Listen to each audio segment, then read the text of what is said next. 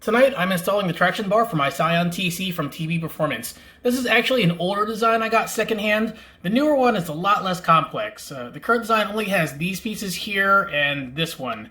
I think this design may have been overkill for them, so they simplified it. But I got this one for a good price.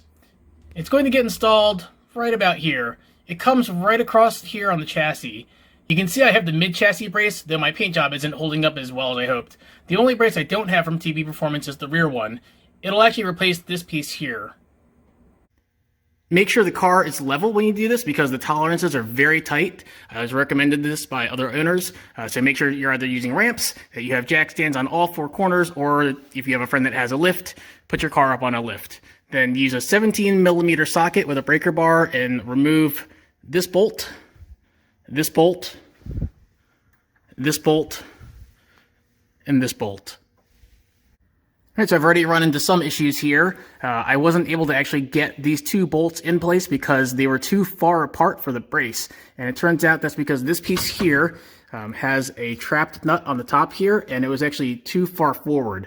So you'll need to loosen this bolt here, remove the splash shield or loosen it enough on this side so you can drop it down, and then also loosen these two 17mm bolts. You don't need to take them out, just loosen them so this has some free play.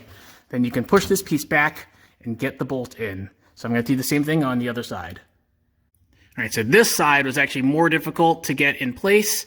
Once I loosened these two bolts, which did not require removing the splash shield, I also loosened this one, but I couldn't get the bolt to go in here. So it was easier to just remove the bolt from this side, get the bolt in place here, make sure that this was flush up on here, tighten this down, not all the way, but just enough so that it's going to sit close to the top, and then I pushed this back and put the bolt up through here. So make sure you don't cross thread it. But now that it's in place, it's time to retighten all the bolts that I loosened. So I looked back on one of my other videos and the torque specs are 37 foot-pounds. But when I did my mid-chassis brace, I actually did these at 45.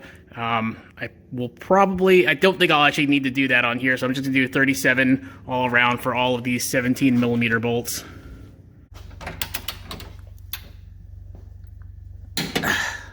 Alright, that's the last one. Before I put the car on the ground, here's a shot of it from behind the mid-chassis brace. So you can see the new traction bar up front is actually a little lower than the mid-chassis brace, maybe 3/4 of an inch. I don't think I'm going to have any problems with that, but that's just something to keep in mind if you're planning on lowering your car or if your car is already lowered.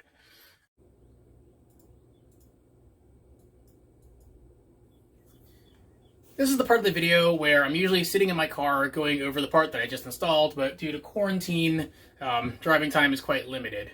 Alright, so the traction bar. Now, normally this gets installed by people to help with torque steer, but I didn't have that problem to begin with, so I can't really give you any opinions on that, but I have read that people said it did make a difference. Now, the reason I actually ended up putting it on, aside from the fact that I got it secondhand cheap, it's also one of the older models, was I wanted to see if it's going to make a difference with how the car handles. So I did do a few tests before quarantine happened. High-speed curves, didn't really notice much of a difference.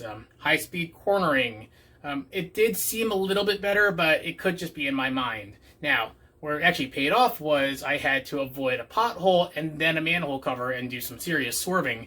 The car seemed a lot more stable when I had to do that. The front end just was able to recover easily. I didn't feel like I was going to go out of control.